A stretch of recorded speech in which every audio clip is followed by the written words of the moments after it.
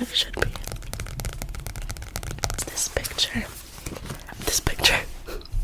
This book has pictures. See, today we are going to be reading, I think, one chapter or two chapters. I think one chapter of Homer Price.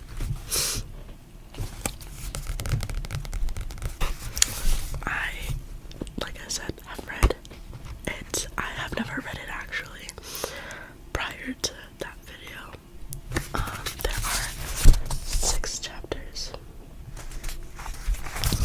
and we are going to be reading one chapter today. Yeah, let's start off with chapter 1. I kind of remember what I read, but at the same time I kind of forgot, so it's kind of nice that I get a little refresher. Isn't that? I don't know, something like that. The case of the sensational scent. I also think I'm getting sick, or my nose is just being rude to me and is deciding to just not allow me to breathe. This one has no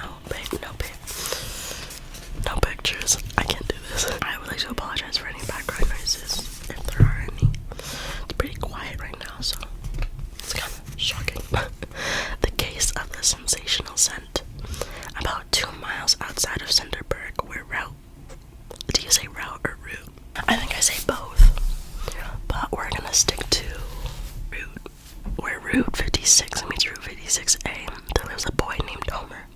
Homer's father owns a tourist camp.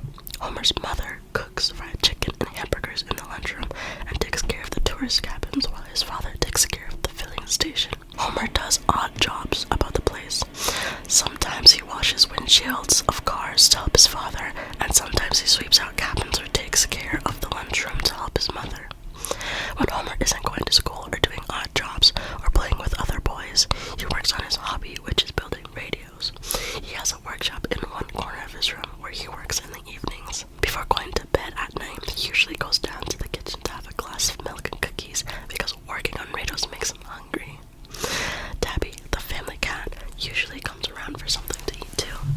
One night, Homer came down and opened the icebox door and poured a saucer of milk for Tabby and a glass of milk for himself. He put the bottle back and looked to see if there was anything interesting on the other shelves. He heard footsteps and felt something soft brush his leg, so he reached down to pet Tabby. When he looked down, the animal drinking the milk certainly wasn't a cat. It was a skunk. Homer was startled, just a little, but he didn't make any sudden motions, because he remembered what he had read about skunks. They can make a very strong smell that people and other animals don't like, but the smell is only for protection, and if you don't frighten them or hurt them, they're very friendly. While the skunk finished drinking the saucer of milk, Homer decided to keep it for a pet because he had read somewhere that skunks become excellent pets if you treat them kindly. He decided to name the skunk Aroma. Then he poured out some more milk for Aroma and had some more himself. Aroma finished the second saucer of milk, licked his mouth, and calmly started to walk away. Homer followed and found that Aroma's home was under the house right beneath his window. During the next few days, Homer did a lot of thinking about what would be the best way to tame Aroma. He didn't know what his mother would think of a pet skunk around the house, but he said to himself, Aroma has been living under the house all this time and nobody knew about it, so I guess it will be alright for it to keep on being a secret. He took a saucer of milk out to Aroma every evening when nobody was looking, and in a few weeks, Aroma was just as tame as a puppy. Homer thought it would be nice if he could bring Aroma up to his room because it would be good to have company while he worked building radios. So he got an old basket and tied a rope to the handle to make an elevator. He let the basket down from his window and trained Aroma to climb in when he gave a low whistle. Then he would pull the rope and up became the basket and up became Aroma to pay a social call. Aroma spent most of his visits sleeping while Homer worked on a new radio. Aroma's favorite place to sleep was in Homer's suitcase. One evening Homer said, "There, that's the last wire soldered and my new radio is finished. I'll put the new tubes in it, then we can try it out." Aroma opened one eye and didn't look interested, even when the radio worked perfectly and an announcer's voice said, "N.W. Blott of Centerburg won the grand prize of $2,000 for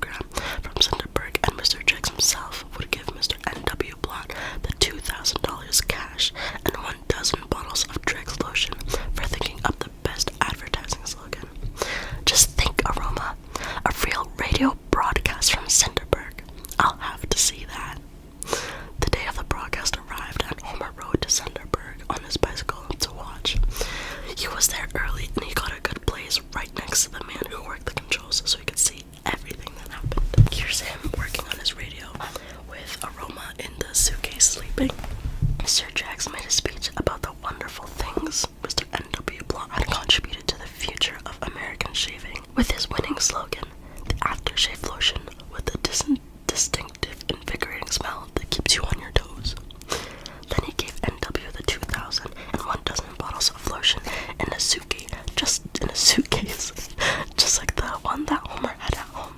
After NW made a short speech, the program was over. Just then, 4 men said, "Put him up," and then one of them said to NW, "If you please," and grabbed the suitcase with all of the money and lotion inside it. Everyone was surprised. Mr. Trex was surprised, NW Plot was surprised, the announcer was surprised, the radio control man was surprised, and everybody was frightened too.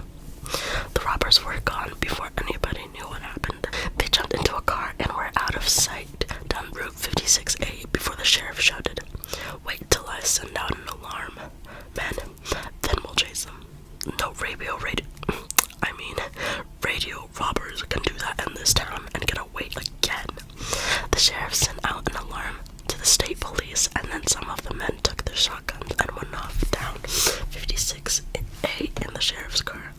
Homer waited around until the sheriff and the men came back, and the sheriff said, "They got clean away. There's not a hide or hair of them the whole length of 56 or 56A." While they were eating dinner that evening, Homer told the family about what had happened in town. After helping with the dishes, he went up to his room, and after he had pulled Aroma up in the basket, he listened to the news report of the robbery on his new radio. "The police are baffled," the news commenter said. "Mr. N.W. Blott is offering half the prize money and 6 bottles of the lotion to anyone who helps him get the prize back." Aroma, "If we just catch those robbers, we would have enough money to build lots of radios and even a television receiver," said Homer. He decided that he had better go to bed instead of trying to think of a way to catch the robbers, because he was going to get up very early the next morning and go fishing. He woke up before it was light, slipped on his pants, and ate a bowl of cereal. Then he found his fishing pole, gave a low whistle for Aroma. The whistle wasn't necessarily because Aroma was waiting in the basket. Homer put the basket on his bike, and they rode off down 56A. They turned into the woods where the bridge crossed the brook, and Homer parked the bike and started to walk along the brook, with Aroma following right along. They fished all morning but didn't catch anything because the fish just weren't biting. They tried all of the best places in the brook, and when they were ready to go home, they decided to go straight through the woods instead of following the brook, because the woods path was much shorter. The path through the woods was an old wood road that was not used anymore.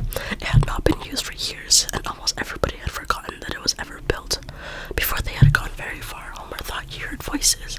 Then he smelled bacon cooking. He thought it was strange because nobody ever came up on this mountain to camp, so he decided to sneak up and investigate. When Homer and Aroma looked around a large rock, they saw 4 men. "The robbers!" whispered Homer, and indeed they were the robbers.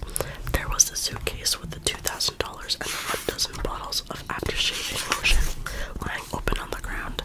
The robbers had evidently just gotten up because they were cooking breakfast over an open fire, and their faces were covered with soapy lather, for they were shaving. Homer was so interested in what the robbers were doing that he forgot to keep an eye on Aroma. The next thing he knew, Aroma had left the hiding place and was walking straight towards the suitcase. He climbed inside and curled up on the packages of money and went right to sleep. The robbers were busy shaving and having a difficult time of it too, because they had only one little mirror and they were all stooped over it trying to look into it. I can hardly wait to finish shaving and try some of that fragrant after-shaving lotion," said the first robber. Then the second robber, who had a cramp in his back from stooping over and from sleeping in the woods, straightened up and turned around. He noticed Aroma and said, "Look at that thing in our money."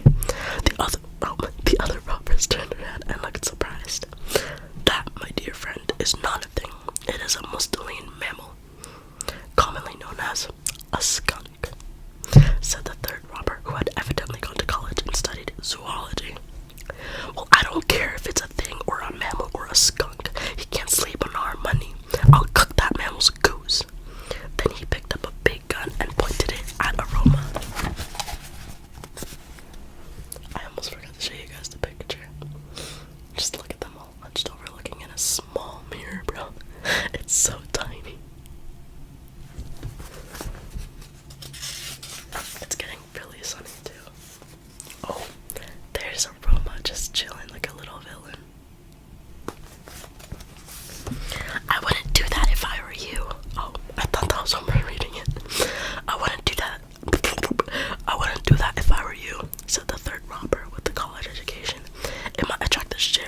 And besides, it isn't the accepted thing to do to Mussolini mammals.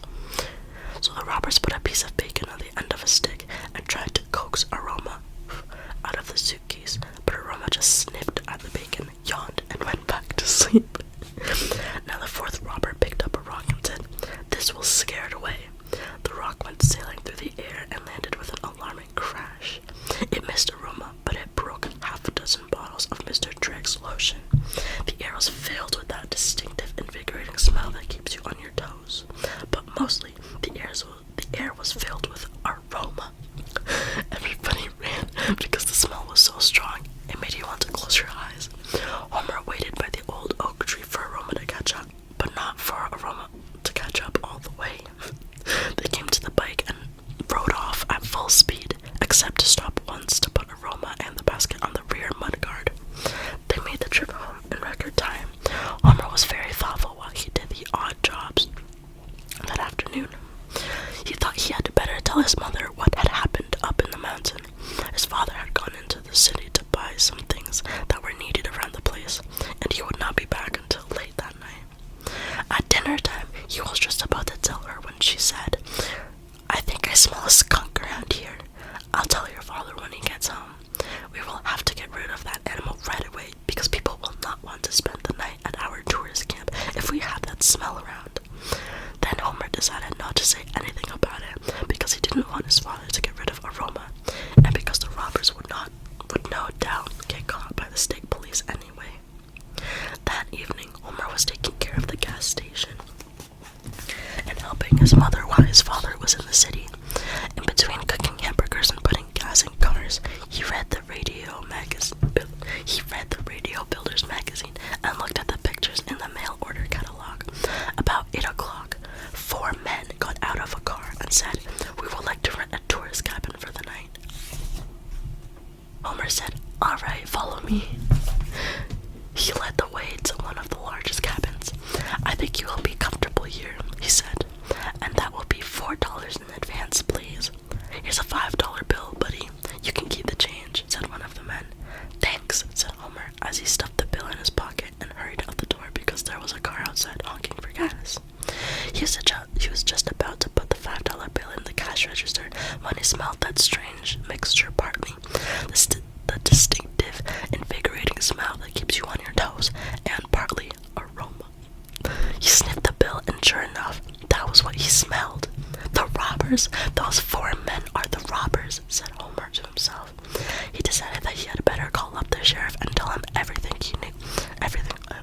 He knew that the sheriff would be down at the barber shop in Centerburg playing checkers and talking politics with his friends. This being Saturday night, he waited until his mother was busy getting an extra blanket for someone because he did not think it was necessary to frighten her. Then he called the barber shop and asked to talk to the sheriff. "Hello," said Homer to the sheriff. "Those 4 robbers are spending the night out here at our tourist camp. Why don't you come and arrest them?" "Well, I'll be switched," said the sheriff. "Have they got the money and the lotion with them?" "Yes, they brought it," said Homer. "Well, have they got their guns along too?" asked the sheriff. "I don't know, but if you hold the line a minute, I'll slip out and look," said Homer. He slipped out and peeped through the window of the robber's cabin. They were getting undressed, and the guns were lying on the table and on the chairs and under the bed and under the dresser and on the dresser. There were lots of guns. Homer slipped back and told the sheriff, "They must have a dozen or 2. The sheriff said, "They have, huh? Well, I tell you, Sonny, I'm just about to get my hair cut, so you just sort of keep your eye on them, and I'll be out there in about an hour or so. That'll give them time to get to sleep. Then some of the boys and me can walk right in and snap the bracelets on them." I don't think that's a smart decision. "Okay, see you later, Sheriff," said Homer. Later, when his mother came in, Homer said, "Mother, I have some very important business. Do you think that you could take care of things for a while?" "Well, I think so, Homer," said his mother, "but don't stay away too long." Homer slipped up to a window in the robber's cabin and started keeping an eye on them. They were just getting into bed, and they were not in a very good humor because they had been arguing about how to divide the money and the 6 bottles of lotion that were left. They were afraid, too, that one of the 4 might get up in the night and run away with a suitcase with the money and the lotion in it. They finally decided to sleep all 4 in one bed because if one of them got out of bed, it would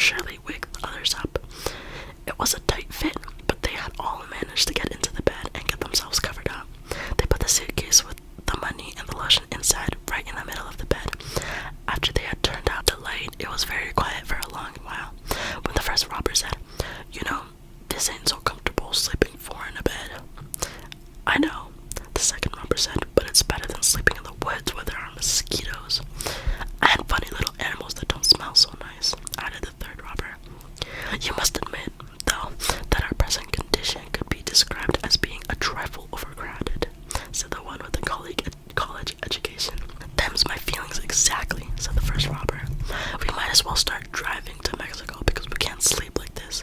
We might as well ride toward the border. No. Driving at night makes me nervous, said the second robber. Me too, said the third. Then there followed a long argument with the first and third robbers trying to convince the second and fourth robbers that they should go to Mexico right away. While they were arguing, Homer thought very hard.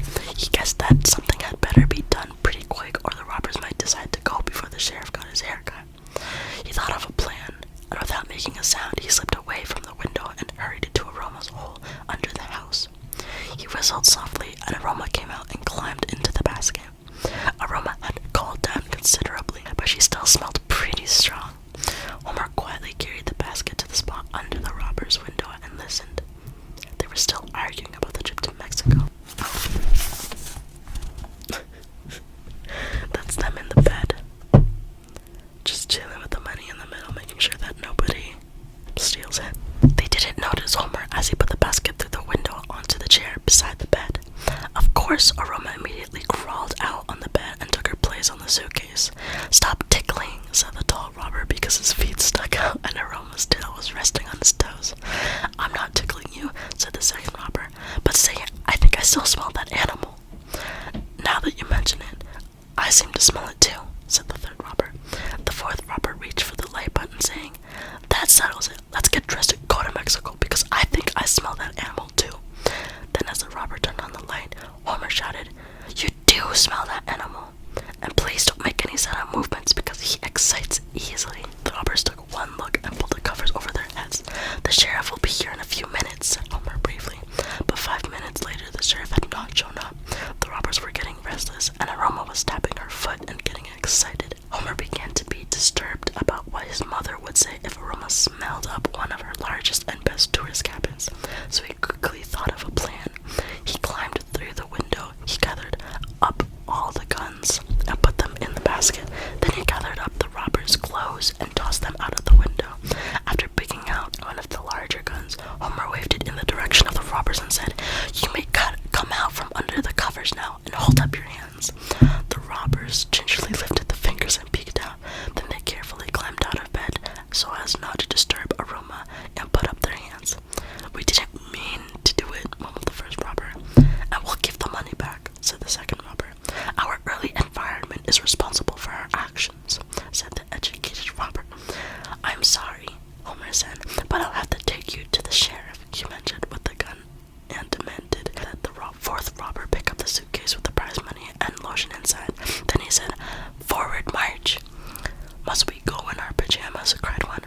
And without our shoes, wailed another. Aroma is getting excited, Homer reminded them, and the robbers started marching without any more arguing. But they did grumble and groan about walking on gravel with bare feet. Robbers aren't accustomed to going without shoes, and they couldn't have run away even if Homer and Aroma hadn't been there to guard them. First came the first robber with his hands up, then the second robber with his hands up, then the third robber with his hands up, and the fourth robber with his right hand up, and his left hand down, carrying the suitcase. Of course, Aroma followed the suitcase.